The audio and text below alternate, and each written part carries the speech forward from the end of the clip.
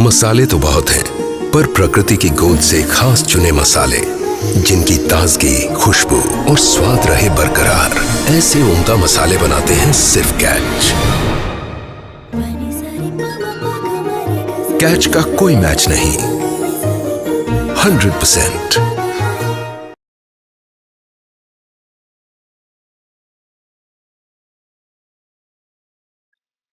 There's a lot that goes into creating and writing a spine-chilling horror story. In the upcoming session, authors Abhirup Dhar, Neil De Silva, and K. Hari Kumar will take us through the process and the art of writing stories that go beyond the human realm.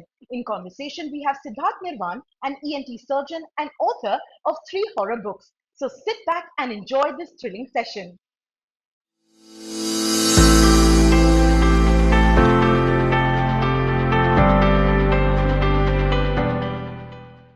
Hello friends, I welcome you to another fantastic session at Times Literature Festival 2021. My name is Siddharth Nirvan. I am a ENT surgeon by profession and an ardent horror fan by passion. And it's time to hold that breath as today Maya's new husband, along with that frequent visitor, will take you to places which are India's most haunted. But beware, as something might be lurking right behind you, something what the eyes don't see.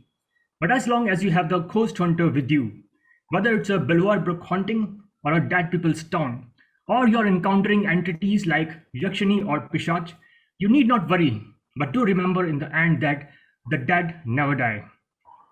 And today, in this one of its kind of horror session, we shall be talking to 3 master horror storytellers of India and get their views about the fascination that we all have for horror genre. Today with me I have Mr. Neil De Silva, who is the president of the Indian chapter of Horror Writers Association and the best-selling author of more than 15 horror books like Maya's New Husband and Haunted, along with a dozen of short stories on various digital platforms. Then I have with me Mr. Abhirup Dhar, who is one of India's most dedicated horror authors and is the creator of the Chilling Hold That Breath series. His latest being his collaborative work with the IPS, that is the Indian Paranormal Society, Ghost Hunter Gaur Tiwari.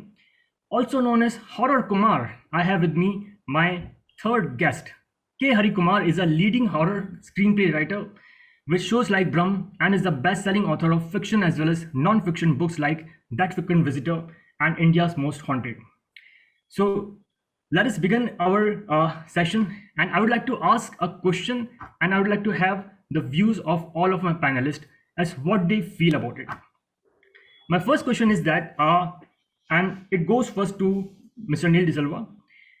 Being an Indian horror storyteller and writing primarily for the Indian readers, how much focus do you keep on Indian legends, folk force, myths, and settings? Please. Thank you, Siddharth, for the question. What I believe is that horror has to be a very relatable genre, because unless and until you feel that fear within you, you feel that connection with the characters, you are not going to have that emotion of fear working the way you want it to. So the thing about Indian horror is that, by and large, what we have seen over the years since Indian horror has become a thing, is that we delve a lot into our own mythology, our folklore, our legends, and of that we have many. Like India is such a diverse country, and there was every nook and cranny has stories of its own. They have their own legends, and as horror authors, I think that is a fount for us, to get into and to get a source, build our own myths around it, and that makes fascinating horror stories.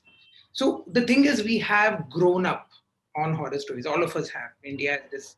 We all have this tradition of sitting around the campfire and discussing stories, and we all have enjoyed that at one point. And now that we have become authors, we are just taking that step forward, and we are writing them as full-fledged novels and whatever. So the thing is, when we have such a variety of campfire tales which have their own urban legends and own myths, why not take those and build stories of our own? So that is exactly what we do as horror authors. That's what I did with most of my books. Though there were different kinds of horror, but this supernatural horror is best derived from what we have. Yeah. Hi, Siddharth. So, firstly, That's a good moderation that you're doing there, right? I'd like to congratulate you on this. Uh, if I talk about my storytelling, right, I resort to the 3-act structure. It does not happen in all my books, but then most of my stories have the 3-act structure, where you have the setup first, then you have the confrontation, then you have the resolution. So the setup includes everything. So I introduce the characters, I introduce the setting. The setting is very important in my books, and each and every book I've written so far have got strong atmospherics. So we're introduced to the character first, we're introduced to the setting first. The setup is important for me. More than that, urban legends, of course, we have grown on a staple diet of horror ever since we were children. We have read books by R.L. Stein, then we graduated to Stephen King. We also have our own regional literature. I grew up on Satyajit Ray, whom I consider to be, a legend in storytelling, and his ghost stories are often not acknowledged. So yes, so I come from a Bengali background, and we have got so many urban legends there, Petni, Shakchuni, Brahmadotti, lot of them. Though I have not scratched the surface out there, but there are a few legends which I have introduced in my storytelling. Talking about Hold That Breath, I have talked about the Dow Hill, the legend of Dow Hill, right? The legend of the headless boy. So that's there in Hold That Breath.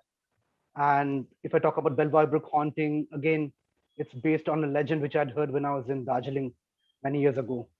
So yes, the setting is important for me, and that's something I introduce within the first few chapters itself. By the first 4 or 5 chapters, I established my characters and the setting. Siddharth. Thank you very much. And now moving on to Hari. So Hari, what is your view about it? Since you've already written a book called India's Most Haunted. So first of all, a great introduction from your side, really amazing. And secondly, I would like to thank Times of India for organizing such an amazing online event and giving us horror writers a platform, a national platform. So thank you for that. And now I come to the question. The question was, do you focus on Indian legends, folklores, myths, and settings in my writing? So I agree with Neil completely. I, like all of us, we were brought up, on these horror stories. We've been listening to these from our grandmothers. We've been watching this on television serials like Aha and Z Horror Show and all those serials. So we've been brought up on these stories. So there is an influence. There is an influence of all the churels and yakshis and pishachas and rakshasas in our writing as well.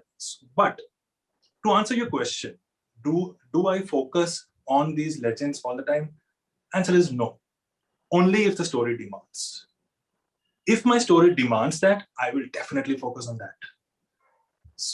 I mean, I come from southern part of the country, so I've heard the stories of yakshis and mohinis. Okay, and even Neil does have an ancestral belonging to my part of the country.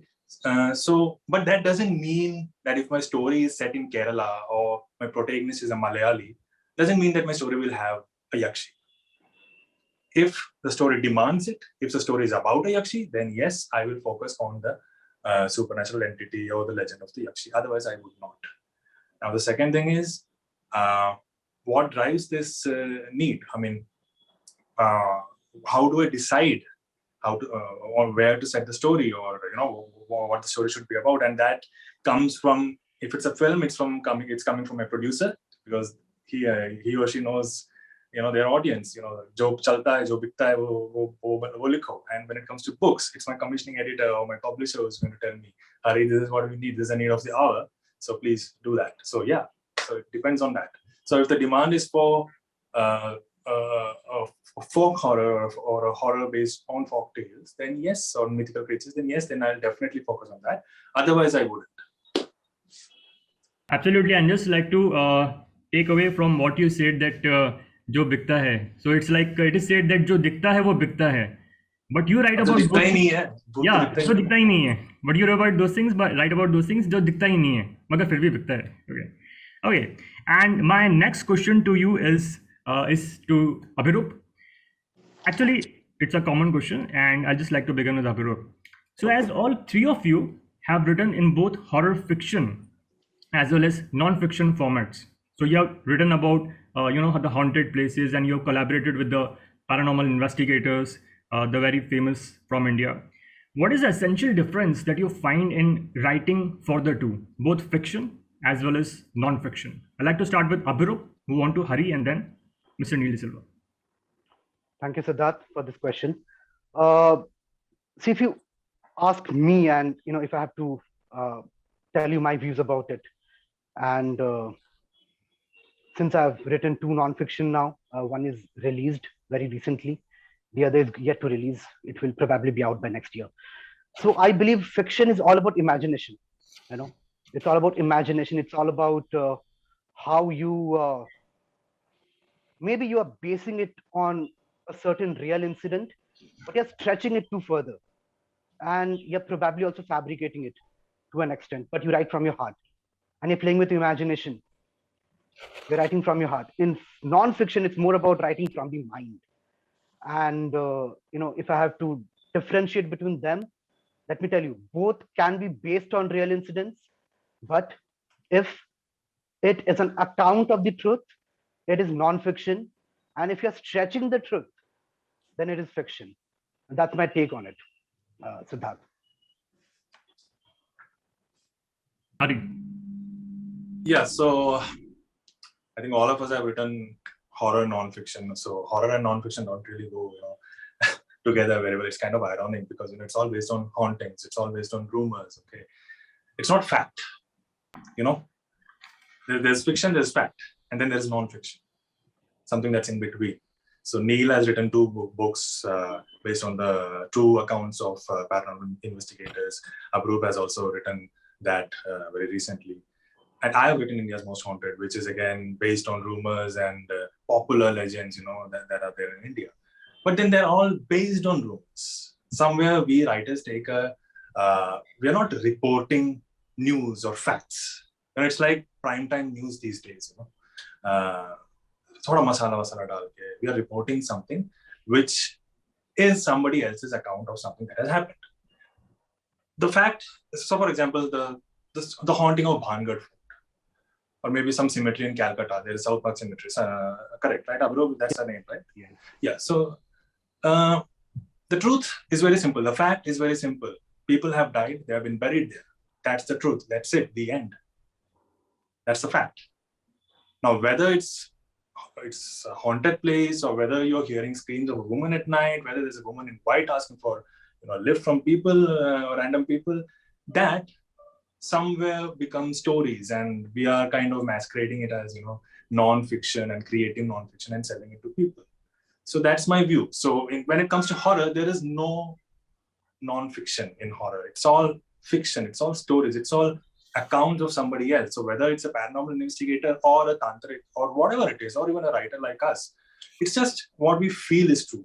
But when it comes to fiction, like the novels that we have written, Abhirup, Neil, me, even Siddharth, we are telling the reader straight away, hey, look, it's a fiction. It's a world that we have created as writers. Non-fiction, we are telling them, hey, it's based on the real world that we know. That's it. So that's a major difference. But I would never call it as fact.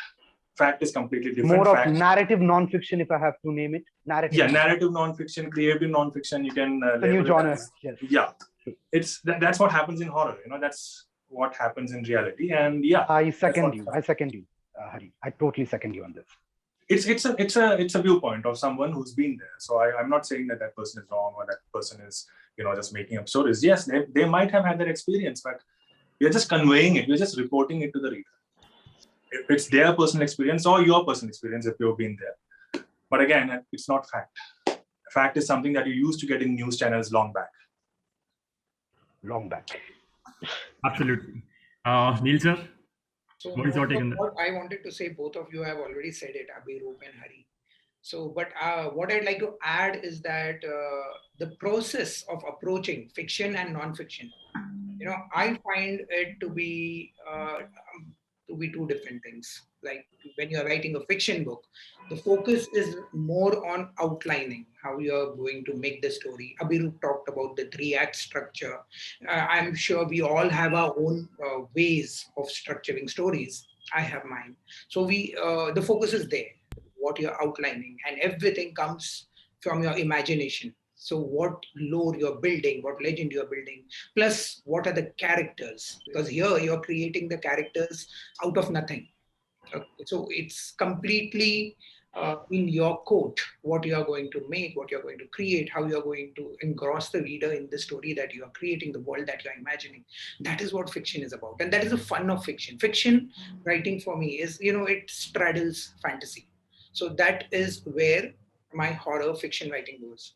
But when it comes to non-fiction, there research is what is of paramount importance for to me, because that is where I need to know if I'm writing like I wrote two accounts of Yes. paranormal investigators. So for me, it was very important to know who those people were, what were their methods of working, what were the activities they had undertaken, what was their philosophy. Because even though I wrote about two paranormal investigators, even though they are in the same line of profession, I myself was astounded to know how diametrically different they were in their approach to the work. And even Abhiroop has written about Gaurav Tiwari, who was a very different person again, though they are Completely. all paranormal investigators. So that's the fun of it, knowing who the person is and then doing a very detailed research on each and every account that they narrate to you. Because the thing is, even though the paranormal investigators tell us their accounts, even though we have the research from everywhere, the human touch is what we have to put as authors. So then the fun is in creating a narrative even out of the non-fiction accounts that we have. That is what Abhiroop so rightly named it as narrative non-fiction. That is what it is. I would say there is a third category, and that third Okay. category is semi-fiction. So it is Okay. something that comes from a real lore or a legend, and then we build a story around it. I have done that twice over in Yakshini and in Pishach. Because in Yakshini, the lore of Yakshini is something that I could say it is non-fiction because it is there. People talk about it. People have that lore. It's documented. But then the story that we built around it, that I built around it, was something contemporary, something different. So I took something from an existing knowledge and I added to it my touch, my story, and I made it semi-fiction. So it was a blend of two different things. So basically, it depends on what the book is, what story you're telling. Then you take the call that how it is to be written and what you have to do with it. But it's fun. Whatever you write, whether it is fiction or non-fiction, or as I said, semi-fiction, it's fun. You just have to be totally immersed in the process, and the story will reveal itself to you. That is, True. yes, Siddharth. Absolutely. And just like you told that, it's fun whether you're writing fiction or you're writing non-fiction. Now, as a horror reader, if I'm reading your books or if I'm reading anybody's books, what I'm looking for, the main thing that I'm looking for in a horror book is the basic element called horror, right? Is fear. I want to get scared. I want to get, thrilled and chilled. And if it is not there, doesn't matter how good the story is, the book or let's say a film or anything else doesn't work for me. How do you do that? How do you do that, and how do you put that essential emotion called fear or horror or scare or whatever in your writing, whether it's a fiction or non-fiction? And I like to start with our horror Kumar. Hari. So long back, I think this was the first time when I met Neil, and we were talking. This was CareCon, I guess. We were talking about creating fear, and we were talking about how important characters are and how important it is to invest in characters. And Neil is someone who would agree with that because it was something he shared with me, and I'm just going to put that here.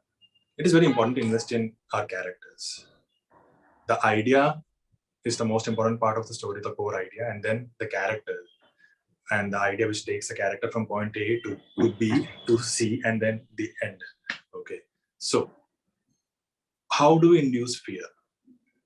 Fear is the most it's the most powerful emotion in the world, and not just horror stories, even in a love story, if you've invested in your character so much that in the end your reader will uh, feel the tension if the character has to lose a loved one in the climax, right? That's also kind of a fear. So when it comes to horror story, horror story, it's all about creating that tension, that stress in the reader. throughout the book or the film. So fear becomes a very important part. So how do we create that fear? When it comes to screenplay or films, we've got all the visuals, all the lights. Like I've set up here, there's a red light on my head. It's filling my my hair. You've got that. You've got sounds in films, but in books, how do we do that? We just have got words. That's all we have got. And what we do is we play with the characters' internal fear and external fear. That's the most important thing. The character has a lot of internal fears, like my protagonist, the protagonist from my upcoming book.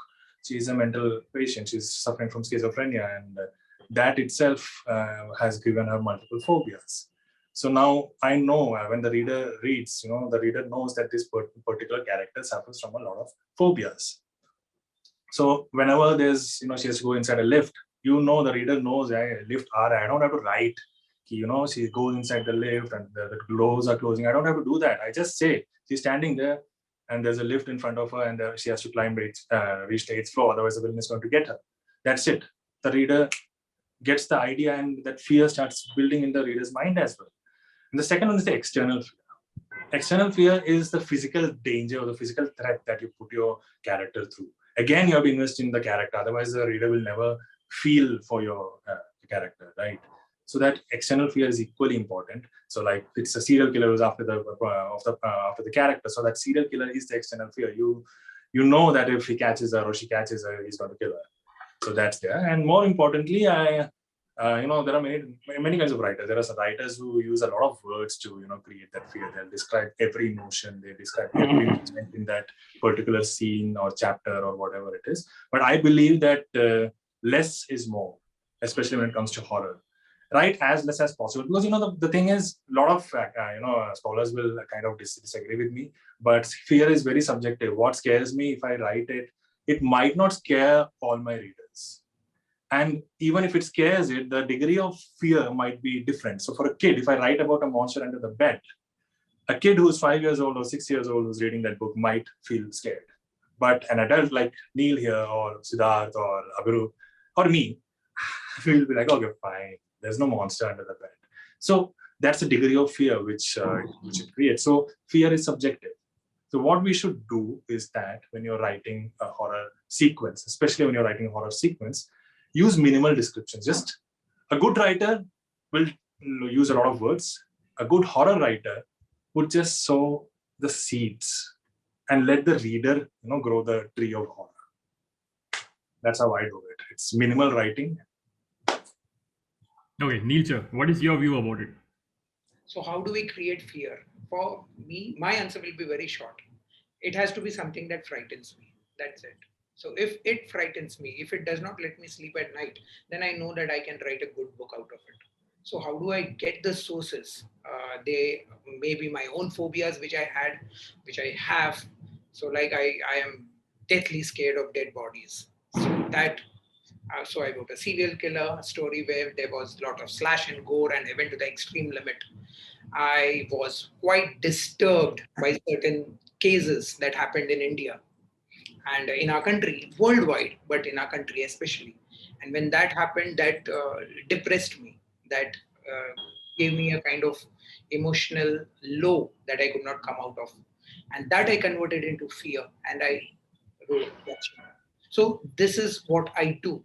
This is where I get my source of fear. If that idea which comes to me, the idea that hits me, doesn't let me sleep for a while, for a long time, for days on end, then I know that I'll be able to write a story out of it. That's how I create my fear. Otherwise, as Hari said, fear is different for everyone. So I do not go searching like what is that one common fear that will scare everybody. So I do not go searching for that, because I know that's going to be a futile exercise. So the best way for me to approach is to write things that shake me to the core. That's how I've written so far. Thanks. That's probably why I would never be scared of your books. Probably. But again, I mean, that's again, like dead bodies don't scare me, but I am afraid of the like elevators. I'm afraid of that. So if you write about, I have written about something, yeah, so that would scare me, but not about dead bodies. Yeah. So it's about finding that common thread. Correct. Yeah. So even if, but again, if you're investing in your character, if you have like you said, yes, you have. If you're investing in that character and the reader is also able to get that, and they have also invested in the character, then definitely you'll feel for that. So that is where the relatability factor comes. Correct, absolutely. So even if you are taking that fear which you have, there will be definitely people who connect with it, or they connect with the character, or they connect with the plot, or they connect with the entire premise of it. Because most times what happens is the fear that we project in our books is metaphorical. So it may translate to something else for the reader, which the reader might connect with. That association also Correct. happens, and it comes out of good writing. Even Hence the minimal writing. Okay. Less is more. I'll just ask you a follow-up question, Neil sir. So, have you ever been scared while writing a story? Any many example? number of times, especially when writing the accounts of paranormal investigators, Sarvajit Mohanty and Jay Alani, when they used to send me the transcripts, audio transcripts, which I used to hear in the dead of the night, closing my room and the lights. So at that time, because of their way of narrating it, and they are both podcasters, so they have that kind of intonation. Yeah, those gave me goosebumps. And that is why I knew that I would be able to do justice to their accounts when I sit down to write a book about it. So yeah, that happens. Okay, Abhirup. Abhirup. Yes. Yeah. Siddharth. And will you agree with Hari? I like to have your view. Yes, I will agree with Hari. I'll also agree with Neil. But Siddharth, I'd like to point out my point of view here, talking about storytelling and writing, the kind of stories I like to read and write and relish at the same time. So I don't think there is a right or a wrong way to write a story. Every story has its own journey. Every character has its own journey. Relatability is very important for me. If I can't relate to a character, I would probably not enjoy the book. Which is why I've enjoyed Neil's Maya's New Husband. I've read it twice and I've loved the book. I've loved India's Most Haunted, written by Hari. I've loved Dead People's Town and Dead Never Die. So unless and until I relate to characters, unless and until I relate to the setting, to the atmosphere, it's something which does not sink in for me too easily. Now, there is a journey of a character as well when you write a story or a book. So a journey of a character means internal conflicts, external conflicts, and then you heighten the tension. By the first couple of chapters, you establish your setting, you establish your characters, the reader starts relating to the characters, and then you heighten the tension. So once you start heightening the tension and there is a conflict, that's when you start building fear. Fear is not only about ghosts and witches and scary faces. It can be metaphorical, just like Neil said. It can be subjective. What is scary to me may not scare you. It may not scare Hari. So I'm a sucker for possessions and exorcisms. Sounds a little cliche, but I love them. But I love it when it's shown or written in a very different way. But someone like you, Siddharth, you may not like it as much as I do. You might like witches, you might like hauntings in forests. So fear is very subjective. And talking about the Indian scenario, there are horror fans for sure, and over the last couple of years horror has taken a different level altogether, for good, of course, not for the worse.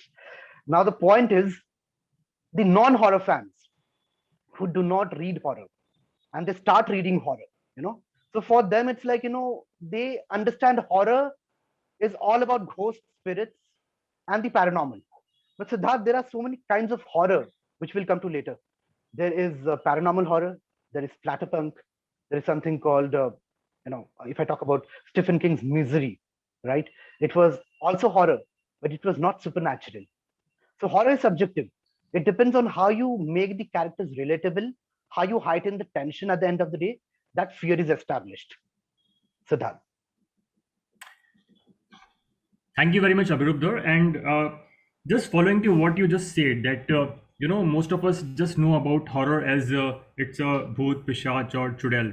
Now, as Indians, an Indian like me, an Indian horror film fan, has grown up watching Ramsey Brother films, and my idea of horror has always been, either there has to be entity like the things that we just mentioned, or a bhoot bangla or a haunted haveli and all those things. But as we look at the Western scenario, And now, since there is globalization, there is a lot of OTT platforms, and every Indian audience, is exposed to Netflix and Prime and all those things. Now we know about films and materials being made in almost every country, let it be an American or a Korean or even Chinese. So please enlighten us about what are the various subgenres of horror. What are the various subgenres of horror? If a layman wants to know beyond Bhoot Pishach Chudel, Bhoot Bangla or a Haveli, and I'd like to ask our president of Indian chapter of the Horror Writers Association. So Neil sir, please tell us about it. Okay, yeah. So there are a lot of subgenres within horror, as you have rightly pointed out. We still have a very classical view of horror, that horror needs to have lore and the legends, the mythology that you spoke about. But the thing is, horror is a fast growing genre within India today, and looking at how horror is treated out there in the West, or even Korean horror, or everything that you have mentioned, we are also catching up, and we are learning that there were different subgenres of horror. So, just to name a few, like there is the market distinction between paranormal horror and supernatural horror that is right out there. So, Ramsey Brothers, as you mentioned, that was more of supernatural horror because the monster was really a monster. Whereas in paranormal horror, where we are dealing more about unknown phenomena, where we are dealing with ghosts and spirits, which may or may not be there, that is more of the edgy kind of horror, the paranormal horror, where you do not know whether things really exist or not. There are many other kinds of horror that we are exploring now, and I think the prime among them right now is psychological horror, where we are talking about we are putting the scanner on mental illnesses, on things like that, where we are talking about sleepwalking, sleep paralysis, EVP. This is all coming in the category of psychological horror, which we are talking about. Abhirup just mentioned splatterpunk. I think it's still not yet arrived in India, Not yet. but we that's a very good genre to explore. We have several other forms of horror. There is disgust horror, which of course I don't think India is ready for it yet. Uh, but we have tapped into horror comedy, which is it's well loved within India. On the screen, yes, but I don't think in I books we don't think have tapped it books yet. it will even translate that well. So Yes, yeah, my point too. Yes, briefly these absolutely. are the things that we have. Yeah. There may be others that I've missed, but this is going to be a very long list if I sit down to name them all. Okay, moving on to Abhirup. Please tell us about views about various subgenres of horror, and which one do you like the most? Also, please tell us it. So, if I talk about horror and, horror in the West, right? Uh, let's not differentiate. Let's not compare because we have our own fantastic writers. We have our own fantastic directors and filmmakers. We are doing some great work on horror, even if it's ridiculed at times, even if it's panned at times. But in the West, you know, Gothic horror began first. If I have to name a few authors, uh, Mr. Poe, Bram Stoker, Dracula, these were books which focused on Gothic horror, which were later termed as fiction in the 19th century, right? And then we came to something like supernatural horror and paranormal horror, and Stephen King took over. And we all read him, we all loved him. He also wrote something like Misery, which I keep mentioning because I think it's one of his best books. It's horror as well, but it's not paranormal, it's not supernatural. Splatterpunk, yes, we have not delved into it in India. There is body horror as well, which we have not yet, tapped into in India.